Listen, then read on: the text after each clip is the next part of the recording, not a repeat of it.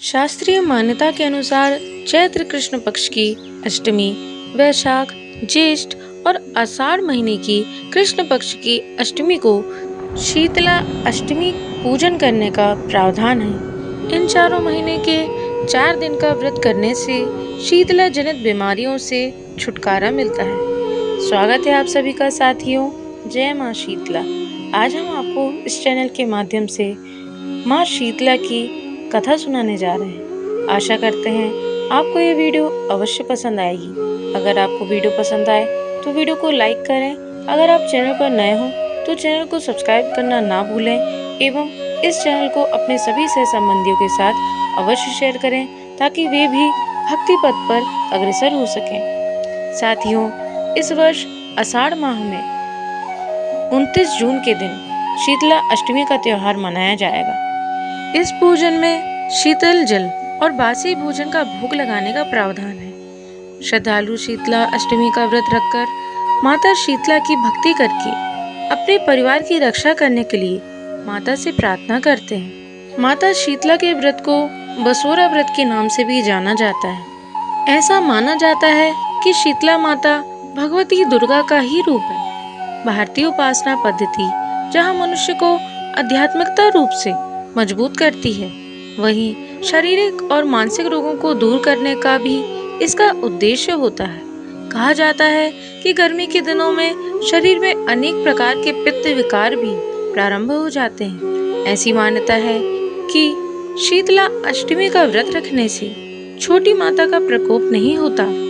शीतला सप्तमी और शीतलाष्टमी व्रत मनुष्य को चेचक के रोगों से बचाने का प्राचीन काल से चला आ रहा व्रत है। आयुर्वेद की भाषा में चेचक का नाम शीतला कहा गया है।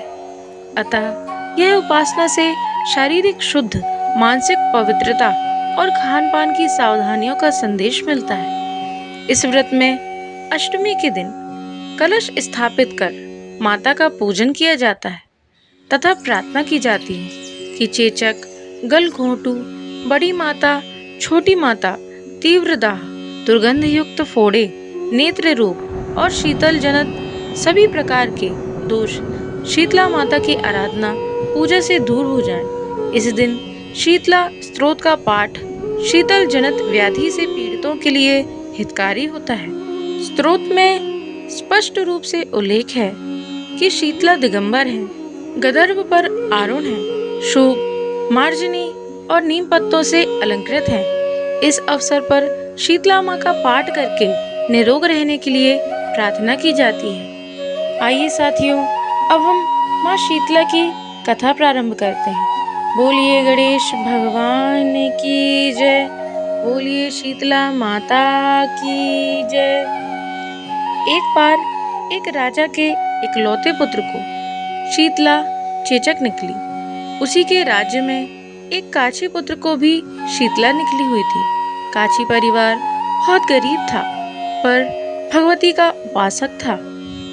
वह धार्मिक दृष्टि से जरूरी समझे जाने वाले सभी नियमों को बीमारी के दौरान भी भली भांति निभाता रहा। घर में साफ सफाई का विशेष ख्याल रखता था। नियम से भगवती की पूजा होती थी। नमक खाने पर पाबंदी थी। सब्जी में ना तो छौंक लगता था और ना कोई वस्तु भुनी तली जाती थी। गरम वस्तु ना वह स्वयं खाता न शीतला वाले लड़के को देता था।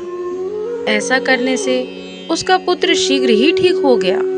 उधर जब राजा के लड़के को शीतला का प्रकोप हुआ था, तब से उसने भगवती के मंडप में शतचंडी का पाठ शुरू करवा रखा था। रोज हवन व बलिदान होते थे। राजपुरोहित भी सदा भगवती की पूजन में निमग्न रहते थे। राजमहल में रोज कड़ाही चढ़ती, विविध प्रकार के गर्म स्वादिष्ट भोजन बनते।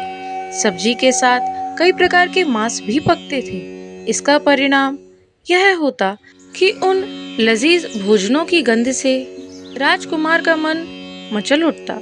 वह भोजन के लिए जिद करता।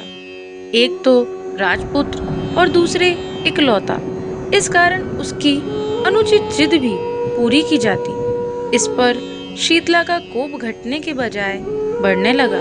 शीतला के साथ साथ उसे बड़े बड़े फोड़े भी निकलने लगे, जिनमें खुजली व जलन अधिक होती थी। शीतला की शांति के लिए राजा जितने भी उपाय करता, शीतला का प्रकोप उतना ही बढ़ता जाता, क्योंकि अज्ञानतावश राजा के यहाँ सभी कार्य उल्टे हो रहे थे। इससे राजा और अधिक परेशान हो उठा। उसकी समझ में नहीं आ रहा था कि इतना सब होने के बाद भी शीतला का प्रकोप शांत क्यों नहीं हो रहा है। एक दिन राजा के गुप्तचरों ने उन्हें बताया कि काची पुत्र को भी शीतला निकली थी, पर वह बिल्कुल ठीक हो गया है।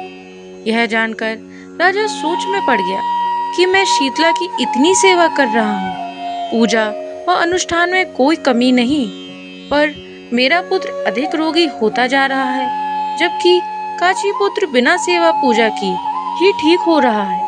इसी सोच में उसे नींद आ गई। श्वेत वस्त्र धारिणी भगवती ने उसे स्वप्न में दर्शन देकर कहा, हे राजन, मैं तुम्हारी सेवा अर्चना से प्रसन्न हूँ, इसलिए आज भी तुम्हारा पुत्र जीवित है। इसके ठीक न होने का कारण यह है कि तुमने शीतला के समय पालन करने योग्य नियमों का उल्लंघन किया। तुम्हें ऐसी हालत में नमक का प्रयोग बंद करना चाहिए। नमक से रोगी के फोड़े में खुजली होती है। घर की सब्जियों में छोंक नहीं लगाना चाहिए, क्योंकि इसकी गंध से रोगी का मन उन वस्तुओं को खाने के लिए ललचाता है। रोगी का किसी के पास आना जाना मना है, क्योंकि यह रोग औरों को भी होने का भय रहता है। अतः इन नियमों का पालन कर तेरा पुत्र अवश्य ही ठीक हो जाएगा। विधि समझ जाकर देवी अंतर ध्यान हो गई। प्रातः से ही राजा ने देवी की आज्ञानुसार सभी कार्यों की व्यवस्था कर दी। इससे राजकुमार की सेहत पर अनुकूल प्रभाव पड़ा और वह शीघ्र ही ठीक हो गया। इसी दिन भगवान श्री कृष्ण और माता देवकी का विधिवत पूजन करके मध्यकाल में सात्विक पदार्थों का भोग लगाना चाहिए। ऐसा करने से पुण्य ही नहीं मिलता, बल्कि समस्त दुखों का निवारण होता है। जैसे शीतला माता ने राजा के पुत्र पर कृपा करी, वैसे ही हम सब पर भी कृपा करें। बोलिए शीतला माता की जय। साथियों, तो ये थी माँ भगवती शीतला माता की कथा। आशा करते हैं आपको यह वीडियो अवश्य पसंद आई होगी। वीडियो पसंद आई हो तो वीडियो को लाइक करें और कमेंट में जय माँ शीतला अवश्य लिखें, एवं इस वीडियो को अपने सभी सहसंबंधियों के साथ अवश्य शेयर करें, ताकि वे भी भक्ति पथ पर अग्रसर हो सकें। आज के लिए साथियों इतना ही। आपका दिन मंगलमय हो। जय शीतला माता, जय श्रीमान नारायण, जय श्री हरि, राधे राधे।